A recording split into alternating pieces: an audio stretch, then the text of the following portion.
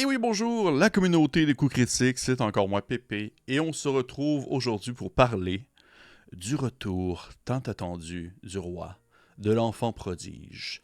Il vient s'asseoir sur son trône, aux côtés de ses ancêtres. Je parle ici de Nock 4, le quatrième du nom, qui prend place aux côtés de Nock 1, 2 et 3. Ils l'ont encore fait. Les Merry Mushmen l'ont encore fait. Ils ont pondu ce qu'il y a de mieux dans le monde du magazine, de jeux de rôle sur table, de bric-à-brac condensé, d'outils, d'aides de jeu, de scénarios, de réflexion. Bref, encore une fois, tout y passe. Et pour ceux qui n'ont pas écouté mes dernières vidéos ou qui viennent de rejoindre la chaîne et qui ne savent pas du tout de quoi je parle, eh bien, pour faire un petit résumé rapide de ce qu'est Nock et ce que sont les Merry Mushmen. Les Merry Mushmen, à la base, c'est deux têtes pensantes, maintenant trois. Il y a Olivier Revenu, qui est concepteur de jeux, éditeur, kamikaze et cavalier à temps perdu, et bien sûr joueur depuis 1981. Et lorsqu'il n'édite pas des magazines de nerds, comme il le dit si bien lui-même, de ce bel petit outil, eh bien, il travaille comme graphiste indépendant.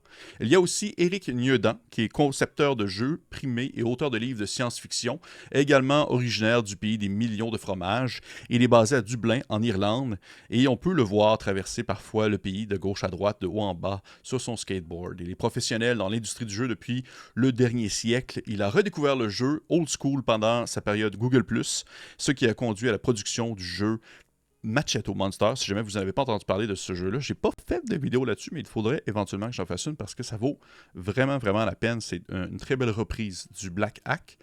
Et finalement, troisième tête que je n'avais jamais, je crois, abordé dans les autres vidéos, c'est Aaron Sego. Je suis désolé si je prononce mal le nom de famille, je pense que ça se prononce comme ça, qui a découvert les jeux de rôle sur papier à la fin des années 80 avec Cyberpunk et n'a cessé depuis de co-créer des mondes et des aventures. Et il continue à animer des jeux en tout genre et co-anime un club de jeux local et concevoir également des jeux dans son pays d'adoption, la Suisse. Ces dernières années, il a édité et testé plusieurs titres pour les Merry Mushmen, Necrotic Gnome également, qui font OSE, Old School Essential, et d'autres. Ensemble, ces trois individus mélangés forment les Merry Mushmen et ils publient de délicieux ouvrages, dont justement les Nock. Ici, j'ai le quatrième dans les mains, mais je me suis approprié, ou du moins je me suis apporté les trois autres qu'on a pas trop loin, c'est-à-dire le numéro 1. Pour ceux qui nous écoutent en audio, je suis vraiment désolé, c'est comme le moment de la vidéo où je présente des choses. Le numéro 1, parce qu'on s'entend les Nock, en plus d'être très bon, c'est aussi très très beau. Le numéro 2, avec une face qui me fait un peu plus peur. Le numéro 3, qui est, je pense, le plus bizarre en termes de couverture. Et finalement, le numéro 4, qui, je crois, est ma couverture préférée. Les espèces d'aventuriers qui ont comme défoncé un souterrain et qui sont tombés dans un autre niveau, dans un sous-sol entouré de créatures et de bêtes dangereuses, dont je pense que c'est des orques. D'après moi, ce sont des orques, les espèces de bestioles avec des gros nez. Ça ressemble un peu aux orques cochons. Ils publient ainsi des Nock, qui sont justement des compendiums de plein de stocks, mais ils font aussi également d'autres choses. Ils ont fait, entre autres, des bestiaires, comme celui-ci, qui est le Folklore Bestiary, qui aborde différentes créatures provenant de différents folklores d'un peu partout dans le monde. Pour vrai, c'est vraiment, vraiment un très, très bel objet déjà de 1. De 2, c'est très inspirant de découvrir en fait les légendes locales, les légendes d'ailleurs. C'est exactement le type de produit que j'apprécie énormément. Ils l'ont fait pour Old School Essential, OSE, mais ils l'ont également aussi fait pour la 5e édition, disponible pour la 5e. Ils ont également publié des aventures, dont une que j'ai fait une vidéo il n'y a pas si longtemps, Nightmare Over Reg Hollow. Qui est une aventure pour OSE, qui est très cool, une espèce de X-Crawl, déplacement dans différentes zones, aller découvrir des choses et finalement aller dans un dôme.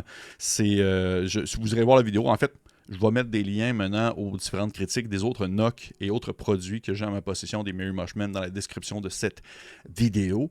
Et ils ont également aussi republié une version revampée de Black Sword Hack, qui est un jeu de Kobayashi, Alexandre Kobayashi, que j'ai également parlé dans une vidéo, et donc malheureusement, je ne trouve pas la copie. Je pense que c'est un peu le bordel dans mon étagère, dans mes étagères, et il faudrait vraiment que je m'achète une nouvelle bibliothèque. Je sais qu'il est quelque part, mais j'ai passé une bonne demi-heure à le chercher, et je ne l'ai pas trouvé. Donc, il est quelque part. Un jour, si jamais vous le retrouvez, vous, chez vous, ben, dites-moi-le, et vous me l'enverrez par la poste, ça serait très apprécié. Et tous ces produits ont un point en commun, ils sont fichtrement beaux ils sont fichtrement bons, vraiment très bons, et ils sont 99,9% OSR. Le 0,01%, je dirais que ça serait le bestiaire qui est aussi pour la 5e édition.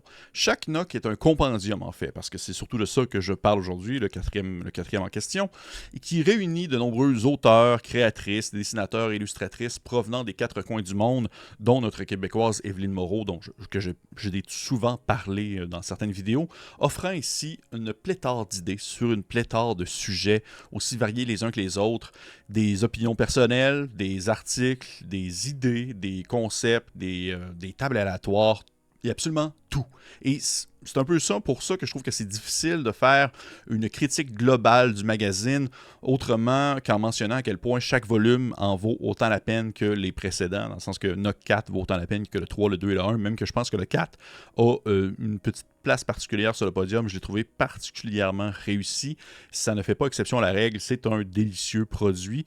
Toutefois, et justement, pour pouvoir un peu au moins réinventer la roue, ou du moins tenter de soutirer quelques informations supplémentaires de ce bel ouvrage, je vais au moins mentionner quelques entrées, quelques sujets qui ont foncièrement titillé mon intérêt et dont j'ai eu un malin plaisir, encore une fois, de lire. Je peux ainsi mentionner un article sur la génération de rumeurs et de donjons écrit par Morgan Miller, toujours très pertinent de travailler sur la perception et les non-dits, sur la création de quelque chose qui n'est peut-être pas ce qu'on croit connaître. Et Morgan, en fait, l'exprime très bien dans un article et sur comment cette création mène à la conception d'un bon donjon. Comment est-ce que des rumeurs peuvent mener à la création d'un bon donjon, parce qu'il y a des non-dits, il y a des dits, mais ce qu'on va découvrir au final dans le donjon, c'est peut-être une version déformée de ce qui a été mentionné préalablement par des gens ailleurs dans un petit village. Super pertinent, super cool, j'ai énormément apprécié. Ensuite également aussi un article de Joseph Manola sur l'incongruité en jeu de rôle, et ça, ah mon Dieu que c'est pertinent. Comment il est important de briser les clichés pour surprendre, comment incorporer l'incongruence dans nos parties afin de rendre celle-ci plus originale, inattendue, et comment on peut appliquer ce précepte un peu à tout. Encore une fois, très pertinent, rafraîchissant, qui apporte des points intéressants sur le recyclage de nos idées et comment on peut rendre celle-ci plus originale avec le temps. Délicieuse lecture. Il y a également aussi un petit article de Ben Robbins sur le concept de donner une histoire au trésor que les personnages découvrent. Et ça, je trouve que c'est vraiment bon. Ça fait un peu écho, selon moi, à une des vidéos que j'ai fait sur intéresser les personnages avec l'importance de donner un peu un sens au trésor que les personnages vont trouver, ce qu'un trésor peut raconter comme passé et comment celui-ci peut être un bond vers d'autres aventures. Et là, il donne quelques exemples tout aussi pertinents les uns que les autres. En plus de ces innombrables articles, tables aléatoires et générateurs à idées, le livre se termine avec 3 sections bien distinctes. La première propose des nouveaux monstres, des nouvelles bestioles que vous pouvez inclure dans vos parties et qui sont typiquement old school, OSR. Plus spécifiquement encore, ils sont compatibles avec OSE, donc Old School Essential, mais vous pouvez l'adapter à autre chose. Il y a, je vais vous sortir un monstre de même au hasard pour le fun. Mettons que je regarde le livre, j'ouvre vers la fin, je sais que c'est vers là, et disons celui-là.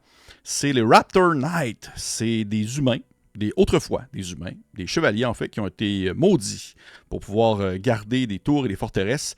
Ils ont été transformés en oiseaux de proie, des Birds of Prey. Okay, au début, je pensais Raptor dans le sens de Velociraptor, j'avais trouvé ça assez gonzo, mais ce sont des espèces d'oiseaux chevaliers qui vont garder des zones précises et qui ont leur pouvoir, des caractéristiques, ils ont leur capacité de monstre, c'est des champions, je sais pas ce que ça fait, il faudrait que je le lise au complet, mais je n'ai pas le goût de tous vous traduire on va dire la bestiole en soi. Tout simplement, achetez le volume et vous allez le découvrir vous-même. La deuxième section propose des classes, toujours compatibles bien sûr avec OSE, et je pourrais vous en sortir une comme ça au hasard. Je sais que c'était juste après les monstres, disons celle-ci.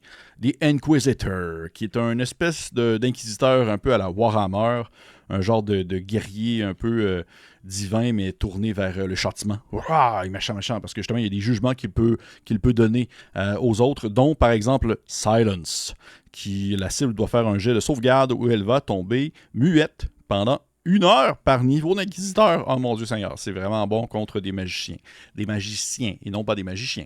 Donc ça vous donne un exemple parmi tant d'autres. Et finalement, la dernière section, ce sont des aventures. Plein de petites aventures, encore une fois, toujours compatibles avec OSE, mais Hein? Vous commencez à connaître la formule, on peut l'adapter comme on veut. C'est ça la beauté du jeu de rôle et c'est ça la beauté du old school. Des aventures qui vont sur tous les sujets. J'ai particulièrement apprécié beaucoup la première que j'avais lue, c'était Swamp Renewal, qui se déroulait dans un petit marécage. Et Dieu sait que j'aime beaucoup les marais comme thématique d'aventure pour des jeux de rôle. Et encore une fois, comme le troisième volume, en fait, comme tous les volumes, la jaquette s'enlève. Je peux vous faire devant vous live comme ça. J'essaye sans tout briser parce que ce serait vraiment dommage. La jaquette s'enlève et à l'intérieur, eh bien, il y a une autre aventure complète qui se nomme Lost City Sandbox, avec une espèce de une ville souterraine avec des locations, des endroits plutôt à visiter. Je peux vous montrer en visuel comme ça pour les gens qui me regardent, j'espère. Si les gens qui sont en audio, eh bien, imaginez-moi en train de vous présenter quelque chose. Et il y a plusieurs découvertes à avoir au travers de cette cité, des tables aléatoires à n'en plus finir. C'est tellement bon, c'est du condensé nécessaire. Un peu comme, c'est ça qui m'avait beaucoup impressionné avec toutes les NOC, mais aussi Blackswater Hack, c'est comme l'accumulation d'informations dans un si peu de pages. NOC, c'est quand même assez épais. NOC est plus épais que certains jeux complets, et pourtant c'est un compendium de plein de choses différentes. Alors imaginez à quel point c'est pertinent, tout ce qui se trouve à l'intérieur de ce volume. Et à la manière, justement, de Blackswater Hack, tout est bourré d'idées incroyables. Le tout, comment je pourrais dire, le tout, c'est un peu comme si le tout était compacté. Comme si je prenais le livre, vraiment, et que je le mettais dans un malaxeur. Je pesais sur purée, que je buvais en fait ce délicieux nectar qui en sortait pour en accumuler l'information qui se trouvait à l'intérieur. C'est vraiment ça, NOC. Je dirais que je commence à virer fou. Tu sais, je suis en train de virer complètement zinzin à force d'en parler. Je vous encourage fortement, si ce n'est pas fait, de sauter sur la possibilité de vous procurer un des volumes, ou tous les volumes, si ça peut vous intéresser. Commencez par un, voir si vous aimez ça. Commencez par un. Je pense même que vous pouvez juste acheter. Je sais pas, en fait. Je sais que le PDF existe pour les gens qui ont souscrit à la campagne de sous-financement, mais je ne sais pas s'il est disponible par la suite à l'achat. Dans ma tête, je dirais que oui, mais est-ce que c'est le cas? Je ne sais pas. Et en achetez-en un pour voir si vous aimez ça. Je pense que ça vaut la peine de l'essayer pour voir ce qu'il en ressort, parce que si un temps soit peu vous êtes à l'aise avec l'anglais et que vous aimez découvrir des belles choses et des belles idées, ça peut être très pertinent. Et d'ailleurs, je sais, du moins, j'ai entendu entre les branches, et ça commence à être assez connu que NOC va éventuellement sortir en français. Reste à savoir comment, quel format, ou je ne le sais pas. Si jamais des maisons d'édition qui veulent me faire parvenir des scoops, ben, je serais preneur. J'essaye de rester à jour et de faire de l'actualité du jeu de rôle pour les communautés nord-américaines, et parfois, eh bien, ce n'est pas toujours facile. Donc, si vous avez des informations à me dire, faites-moi les parvenir, ça va me faire plaisir d'en faire mention éventuellement sur la chaîne, ou du moins lorsque ça va être officiel. Et pour les autres, ça ressemble pas mal à ça. J'espère que vous avez apprécié ça. NOC, encore une fois, 4e du nom. Il y en a, commence à en avoir plusieurs, des volumes de ces chats Mary Marshman. Toujours autant de qualité.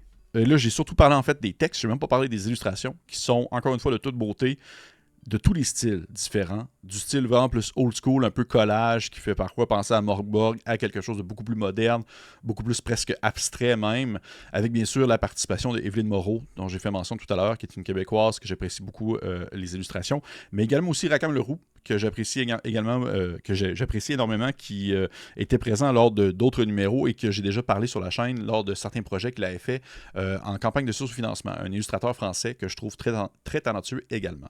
Donc, hey! Ça fait le tour pas mal. J'espère que vous avez apprécié ça. Petit pouce vers le haut, commentaire, like, partage. Faites ce que vous voulez au fond. Faites-vous plaisir. T'sais, faites-vous plaisir. Moi, ce qui me ferait plaisir, c'est un petit partage, sinon c'est pas grave. Mais vous, faites-vous plaisir.